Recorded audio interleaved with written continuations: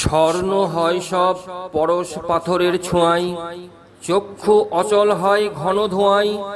গরমে তৃপ্তি পাই ঠান্ডা বাতাসে, মন উচ্ছ্বাসিত হয় রামধনু আকাশে। প্রেমানন্দে বাহু তুলে জয় মা তারা বলুন, মনের আবর্জনা সব দূরে সরিয়ে ফেলুন। সৃষ্টি স্থিতি বিনাশানাং শক্তিভূতে সনাতনী, গুণাশ্রয়ে গুণাময়ে নারায়ণী নমস্তুতে। অজ্ঞানতিমিরান্ধস্য জ্ঞানাঞ্জন শলাকয়া চক্ষুরুক্ষিলিতং যেন তস্मै শ্রী গুরুবে নমঃ। জয়ন্তী মঙ্গল কালী ভদ্রকালী কপালিনী, দুর্গা শিবা ক্ষমা ধাত্রী সাহা সদা নমস্তুতে। সকল ভক্তগণ, আশা রাখি মা তারার আশীর্বাদে সবাই সুস্থ আছেন, ভালো আছেন। আমাদের চলার পথেই নিজেদের কারণেই সমস্যার সম্মুখীন হতে হয়। নিজেদেরকে এতটাই জ্ঞানমান, বুদ্ধিমান, শক্তিমান ভাবি, পিতৃমাতৃ বা গুরুজন ব্যক্তিদেরকেও উপেক্ষা করে অহংকারের বশীভূত হয়ে বিভিন্ন কাজের মধ্যে সমস্যার সম্মুখীন হতে হয়। আমরা যতই জ্ঞানমান, বুদ্ধিমান হই না কেন, তবুও পরাজিত স্বীকার করতেই হবে, মাথা নত করতেই হবে। তিনি হচ্ছেন ঈশ্বর। ঈশ্বরের কাছেই থাকে আমাদের সাফল্যের চাবিকাঠি। একটু ভাবুন তো, বহু মানুষের ধন সম্পদ, বহু কিছু থাকা সত্ত্বেও সাময়িক ভোগ বিলাস করে চিরতরে বিদায় নিয়েছে। কিন্তু যেসব সাধক বা যোগী ঈশ্বরমুখী ছিলেন বলেই বহু কষ্টের মধ্যে সময় অতিবাহিত হলেও তাদের নাম স্বর্ণাক্ষরে খোদাই রয়েছে।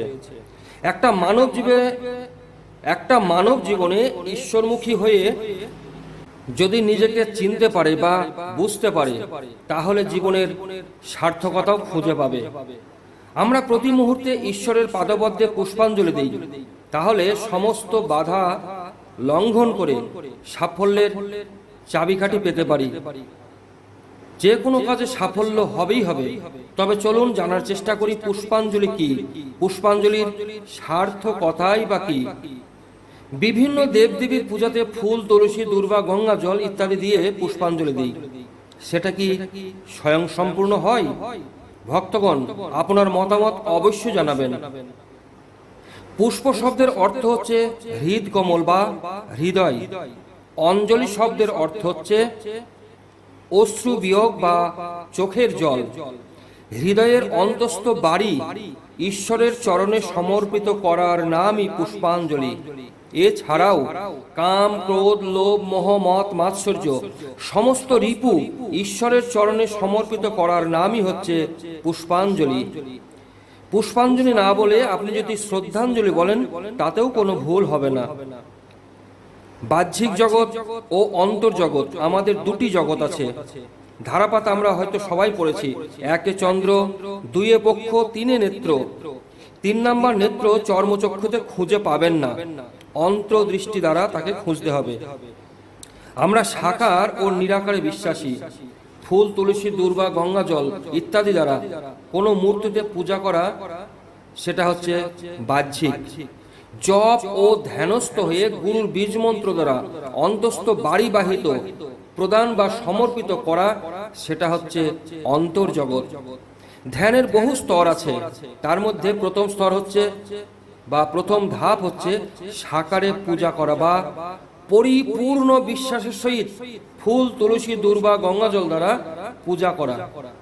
সূর্যের আলোয় যেমন ফুলের পাপড়ি মেলে দেয়, তেমনি প্রথম স্তর বা প্রথম ধাপ পরিপূর্ণ বিশ্বাস করতে পারেন, তাহলে বাহ্যিক জগৎ থেকে অন্তর্জগতের রাস্তাও খুঁজে পাবেন।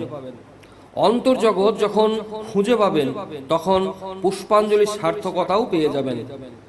চম্বুকের মধ্যে যেমন অনন্ত শক্তি লুকিয়ে থাকে, চোখে দেখা যায় না, হ্যাঁ ভক্তগণ, তেমনি আপনার মধ্যেও অনন্ত শক্তি লুকিয়ে আছে।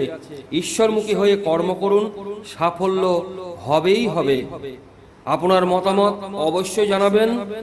ভক্তগণ, আপনারা সবাই সদা সর্ববাহু তুলে প্রেমানন্দে বলুন, জয় মা তারা, জয় মা তারা। সুখে থাকুন, শান্তিতে থাকুন, ভালো থাকুন।